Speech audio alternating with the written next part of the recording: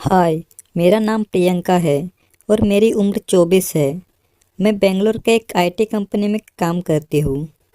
वैसे तो मैं पंजाब से हूँ, जहाँ पर मेरे माता पिता और एक छोटा भाई रहता है। मेरे छाती के आम की साइज़ 34 है, जो कि मेरी उम्र के हिसाब से कुछ ज़्यादा ही बड़ी है। मेरी माँ के आम भी बहुत बड़े बड़े हैं। मेरे पैंटी की साइज़ 15 है। इस हिसाब से आप पता लगा सकते हैं कि मेरे पीछे के तरबूज कितने बड़े होंगे। मैं कभी कभी मोबाइल पर संभोग की वीडियोस देखकर टाइम पास कर लेती हूँ।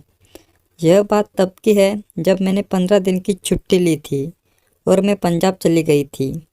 मुझे घर आकर 5 दिन हो गए थे, लेकिन अब मैं बोर होने लगी थी क्योंकि मम्मी पापा पूरे दिन अपने जॉब पर जाते थे और मेरा छोटा भाई कॉलेज जाता था। इसलिए पूरा दिन मुझे अकेले ही घर पर रहना पड़ता था।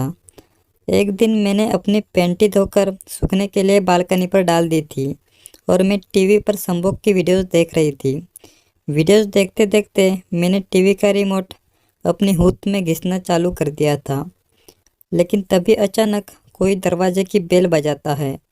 मैं जल्दी से टीवी बंद करके दरवाज़ा खोलने गई। दरवाजे पर पड़ोस के ही रमेश अंकल खड़े थे। रमेश अंकल 40 साल के और अच्छे खासे बॉडी वाले थे। वह हमारे ही बिल्डिंग में नीचे वाले फ्लैट में रहते थे। वह दरवाजे पर ही खड़े थे और मेरी छाती की तरफ घूर रहे थे। मैंने उनको अंदर बुलाया। वह अंदर आए और उन्होंने अपने पॉकेट में हाथ डाला और वहाँ से एक पीले कलर की पैंटी निकाली। मुझे थोड़ी सी शर्म आ गई। रमेश अंकल ने मुझसे कहा कि वह गार्डन में थे और उन्हें यह पैंटी वहाँ पर मिल गई। वह पैंटी नीचे गिरने के बाद ख़राब हो गई थी, इसलिए उन्होंने उसे अच्छे से धोकर मेरे पास लाया था। लेकिन मेरे उस पैंटी के बीच में एक छेद बना हुआ था। मैं समझ गई थी कि वहाँ पर किस वजह से छेद बन गया था।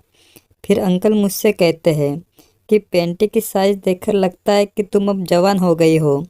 मुझे पता चल गया था कि अंकल का तोता अब खड़ा हो गया है। मुझे लग रहा था कि यही चांस है एक अनुभवी तोते के साथ मज़ा लेने का। लेकिन मेरा तो मूड बन गया था और मेरी हुट भी गीली हो गई थी।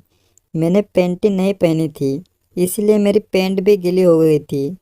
इसलिए मैंने जाकर मेरी माँ की पैंटी पहन ली।